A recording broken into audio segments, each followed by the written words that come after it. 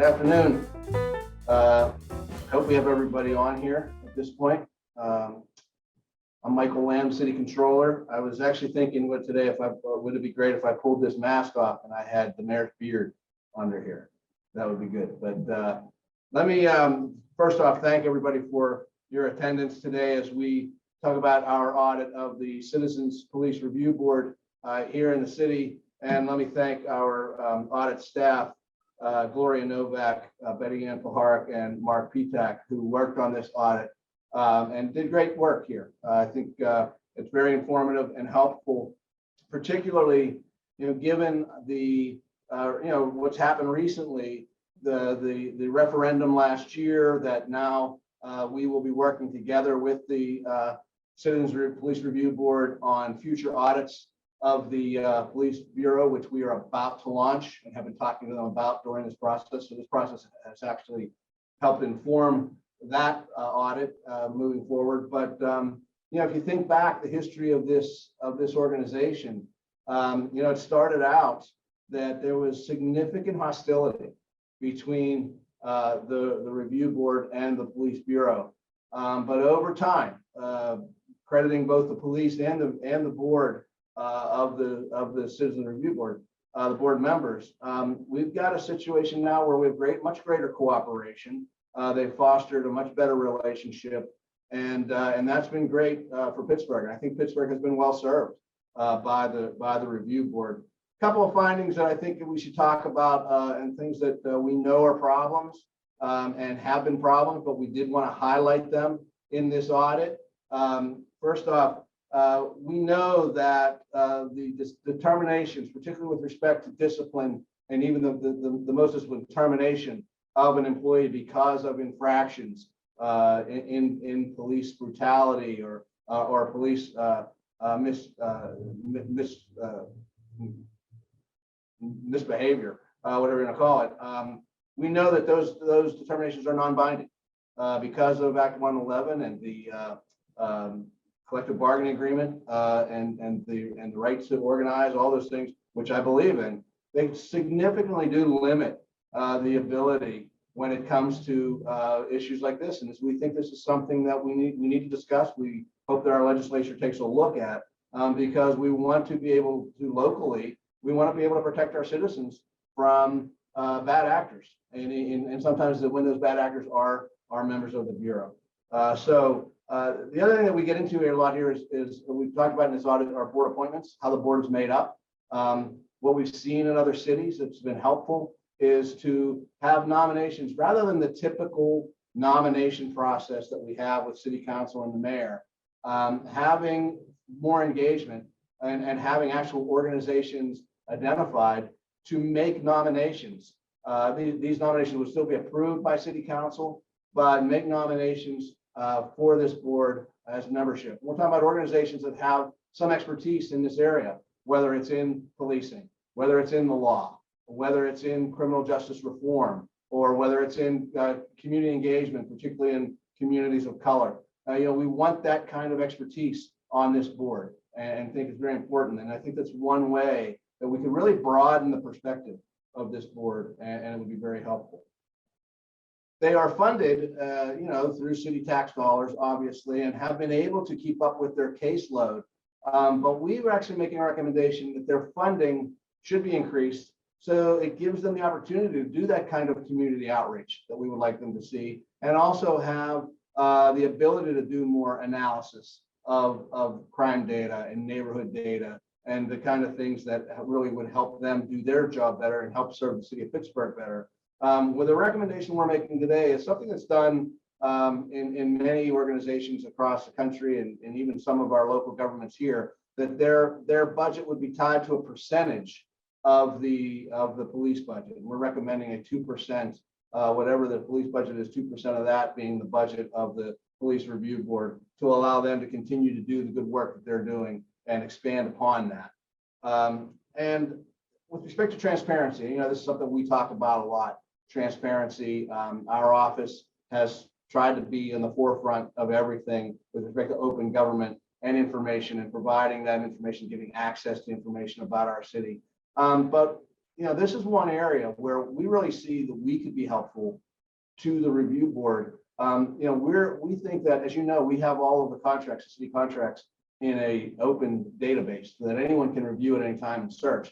What's not included in those documents are negotiated labor contracts, and we think they should be. We think that information should be readily available.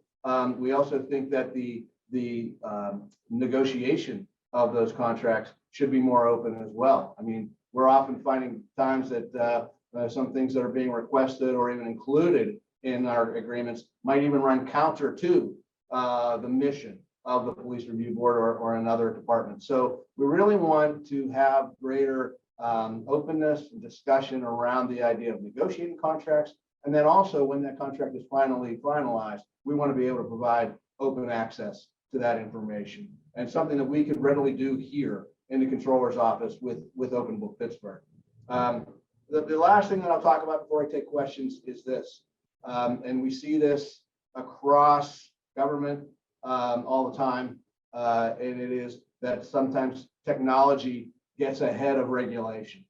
And I think we have that right now in the city with respect to dashboard and bodily worn cameras. We don't really have a policy around the release of the footage and how that footage can be used.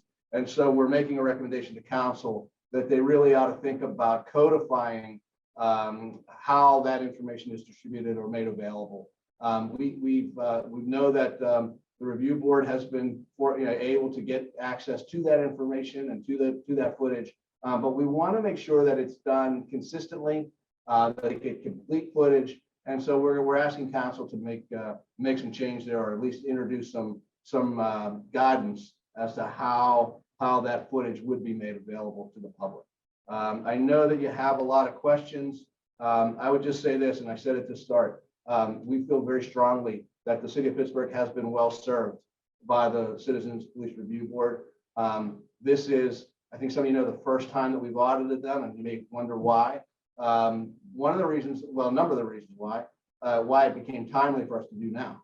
It's timely for us to do now, obviously, because of just the local and national discussion around criminal justice reform. It's also become timely locally because we have Allegheny County now, who's also considering and in the process of creating a Citizens Police Review Board. And it's also because of the referendum last year, that part of which gave us the authority to do some audits. But in leading us up to what will now be a joint audit of the police bureau, which we will be conducting shortly, and it's been able to inform that process. Our audits here, we tend to focus on the audits which the charter mandates us to audit, and this organization is one of the organizations that we are really not mandated to audit. It's not a department, it's not a component unit of the government, but it does do city spending. So I'm glad that we were finally able to get in, do this audit, lay out some information about the work that they do, and make some recommendations. So with that, I'll open it up for questions. Hi, everyone. If you have a question, you can raise your hand. We're going to try to unmute the press for Q&A. But I'll ask Ashley Marie's first question while we get started. For the 2% match, are you recommending that it comes from the police budget or the general fund? No, we're not making a recommendation that 2% be taken off of the police budget. I mean, this is really a decision for council at budget time, but we're saying that the guidance to put in place for what this organization should be funded at is at 2% of the police budget. We're not making any recommendation as to where that money comes from, other than that should be the goalpost. If any other members of the press have a question, Danny, it looks like you have a question. You can go ahead. You're unmuted. Hi, good afternoon. I'm Danny. So I'm with Pittsburgh Current. I am asking regarding the comment regarding when technology advances the regulation. So there was a recommendation made, if I'm correct, I'm trying to confirm that there was a recommendation made to council to see how they will be the ones to distribute. You're asking the city council itself and whoever that mayor is to be quote unquote to take that as one of like the first steps moving on forward after this audit. Yeah, that's right. I mean, I think, we, at least to this point, we haven't, the review board hasn't made a complaint about that. They've been able to get access to the footage that they've requested. But we just want to make sure, that there's consistency about that in every case, what's made available is always made available. And so we want to codify that just to protect the taxpayers, and to help the Citizens Police Review Board do their job. We want to make sure that availability is something that will continue on regardless of who the chief of police is and regardless of who the city council or the mayor are. We want to have good, solid, open record recommendations about footage, police footage, and timeliness of that footage. So that's our recommendation. Thank you. That's all. Up next, Ashley Murray, do you have a question? And if so, you are unmuted.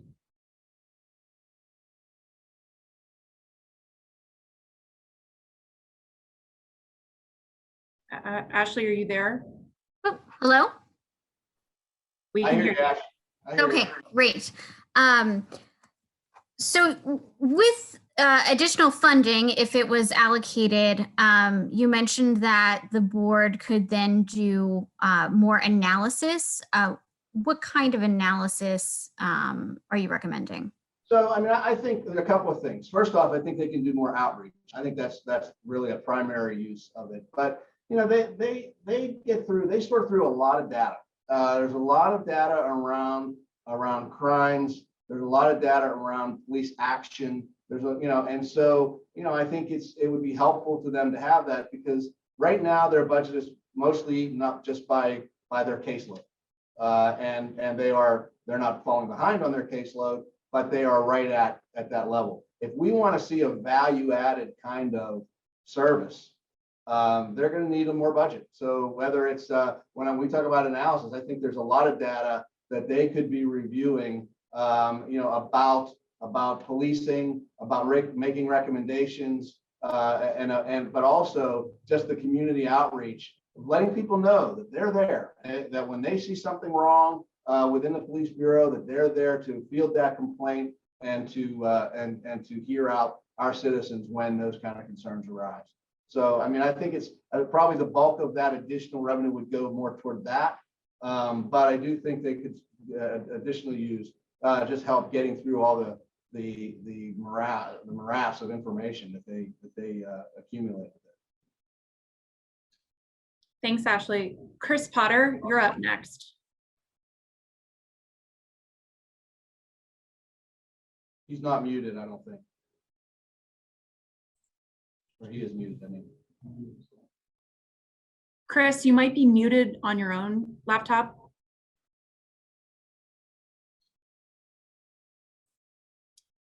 Why don't we go to Bob Mayo instead? Thank you. Hi. I wanted to clarify your recommendation to council to address access to police video. Is that focused solely on the review board's access to video, or are you also suggesting that they address public access to video? I think we are primarily here talking about the review board's access to that video, but I personally believe that council has to address just the general availability, whether it's just basic right to know type thought that people have the right to this information. We own it. We paid for it. We should have access to it. Now that comes with obvious logistical type questions and how you deal with that. But there should be a way working together with council and the police bureau that they can come up with a policy that makes this information consistently available and in a timely manner. And that's what we're hoping to have. One other question, if I'm still unmuted. Yes, Can you hear me? Yes, I Okay. can hear you. The other question regarding greater openness and online access to, you had indicated labor agreements.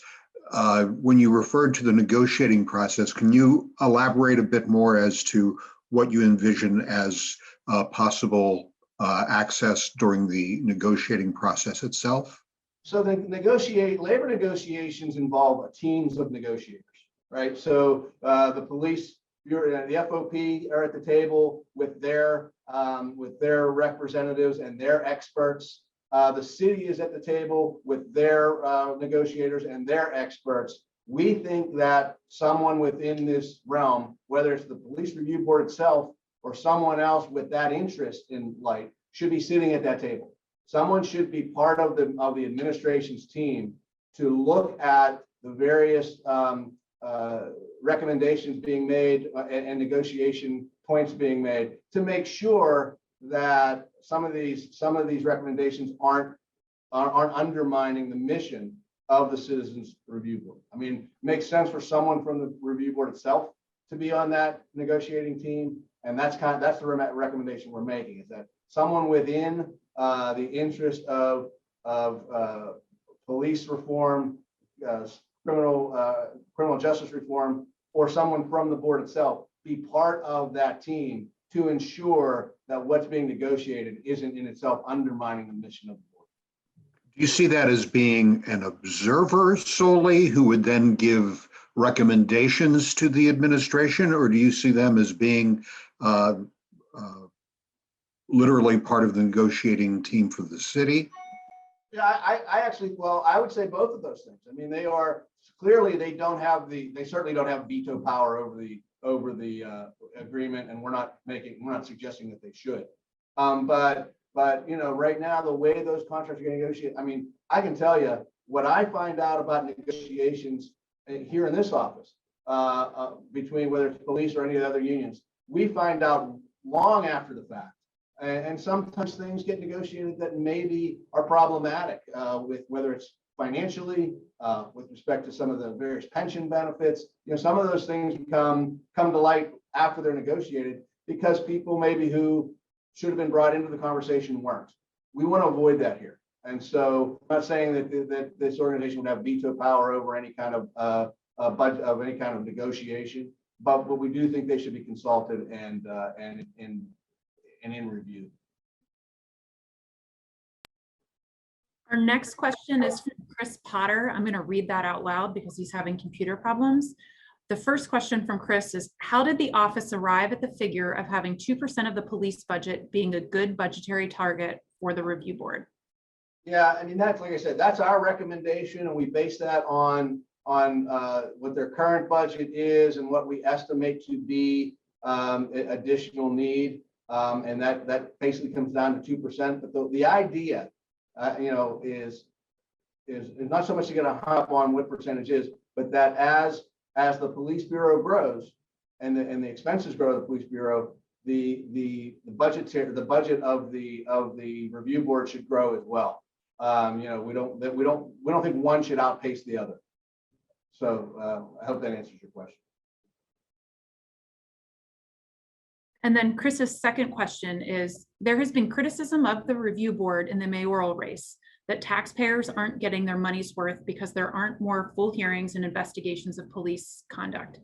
Can you make the case for why this investment is worth not just continuing, but expanding? Well, I mean, I just think when you look at the work that's been done, first off, understand where we've come from. When in 95 and into the late 90s, this was a very hostile environment between the review board and the police bureau. They've worked through that. Now they've got processes in place. They've got a cooperative relationship. Not that they always agree, and not that even the bureau always accepts their recommendations. But the process itself is serving the city pretty well. You can make an argument that they don't do enough hearings, that there are things that don't get brought to light. That's why I think we need more budget for them to get out in the community and talk more about and make people feel more confident in reporting these kind of violations and bringing these issues to light and to this board. But I don't think it's fair to say that they're not meeting their mandate or doing their job. I mean, I think they're handling their caseload in pretty expeditious manner. Next, we're going to go to Megan Schiller. Megan, you're unmuted. It looks like you're, oh, there you are. Hi. Hi, So Megan. two-part, I did see that the recommendation involved the, pointing out that the current board has no members directly nominated by civic organizations. What is the reasoning behind, pushing for that, and who currently makes up the board right now? So right now, the board members are appointed. They're recommended. They're appointed by the mayor and they're approved by city council. So it's basically the typical way that any board across the city is appointed. What we're saying is we want to broaden the perspective of that board, and so by what we've seen in other cities, the cities we've compared, what they've done is they've reached out to citywide civic organizations with the expertise in these kind of fields. So whether that's legal expertise, whether that's expertise in criminal justice, whether that's expertise in community engagement, particularly in communities of color, that's what we're looking. We want to broaden the perspective of the board and that nomination process. It doesn't take away the ability or the approval of city council, but we just think it would give them a stronger pool of potential board members from which they could approve. Megan, did you have a follow-up to that? I just had one other question that came to mind off of what Chris Potter had asked. Do you know, is there any way or anyone who goes in and looks at how the board decides which complaints they want to pursue and which they don't pursue, since it seems like that's what the public's been critical of? Well, I mean, they do an analysis of the complaints that they receive and to determine whether or not they are, as you can see from our audit, the vast majority of complaints are determined to be unfounded or they're not able to continue because the evidence isn't available or whatever it is. But mostly it's unfounded. So they have their process that they go through to analyze that decision. If you look at what our city is doing compared to what similar organizations across the country, that tends to be true as well. That a big chunk of the complaints are unfounded. But they have their process, and we didn't find any particular fault with the process they're using in determining whether or not a case should proceed. Ashley Murray, you just raised your hand again. We'll go back to you. Do you have a timeline for the Bureau of Police performance audit that you'll be conducting jointly with the review board? And then separately, will you be conducting audits of the review board with more regularity in the future? Yeah, so let's talk about the police audit first. We in some ways have started that, at least started it conceptually. We have in our office taken a look at a lot of issues that we want to test. Gloria, I think, is on the line, and maybe she can give you a little bit more of where we are as far as determining scope and moving forward. Through this process, we have begun to discuss how that cooperative arrangement is going to work with the police review board. But Gloria, you want to just talk a little bit about what your timeline is on police? Yes, we're waiting. We just engaged them. So we're waiting to set up an entrance conference, and we're hoping, to move along as quickly as possible. So we want to look at their past changes that they've made, future changes that they've made, arrest, demographics. We want to do a very comprehensive audit, performance audit. thank you. So let me just say that this is an audit. My sense from what we've talked about is that there's a lot to look at and a lot of questions that we want to ask. I expect that this audit will take a while. But as Gloria said, we're basically starting it now. I mean, so you could basically say that we've reached out to them for the entrance conference, and we're moving forward.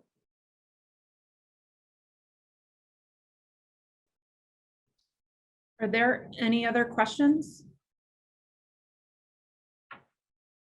Wait, we just got one in the Q&A. Ashley's follow-up question. How will it go further than the annual report? Do you find shortcomings with the Bureau's annual report?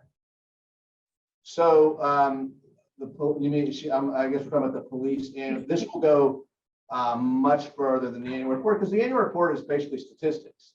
At least that's my, I don't know that I've seen a 2020 annual report yet. But any of the annual reports that I've seen from the Police Bureau over the last few years were a look at manpower, a look at crime statistics, but basically a restatement of many of the other crime statistics that we receive. And I don't mean to say that's a bad report. It's just not something the kind of thing that we do. We want to look more at how well they're doing the job, not just the results, the statistical results. And so we're going to be asking a lot of questions, and I think we'll be asking questions about police cameras, for instance. You know, when are they on? When are they off? What's the thought and procedure around that? You know, some of these issues that have come up locally and nationally that a lot of you have covered, and we're going to be asking a lot of those kind of questions. So I think it will be a much more in-depth kind of review of the department than what you see in the annual report. But the annual report is what it is. I'm not going to say it's a bad annual report, but it's really just, from my recollection, it's really just a statement of statistics, manpower, and crime. I don't see any other questions. Does anyone else have anything they'd like answered in the press conference?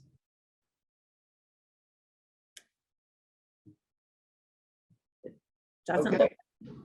Well, listen, thank you very much. I appreciate it. And again, I think we're well served by the review board. I know the county review board has a little different challenge because most of the police departments are not required to comply with them. But this kind of citizen review of police conduct is a very good thing. It's been a very good thing for Pittsburgh, and we encourage every department to have some kind of citizen review of police action. So I'll leave it with that. Thank you very much. Thanks for joining us today.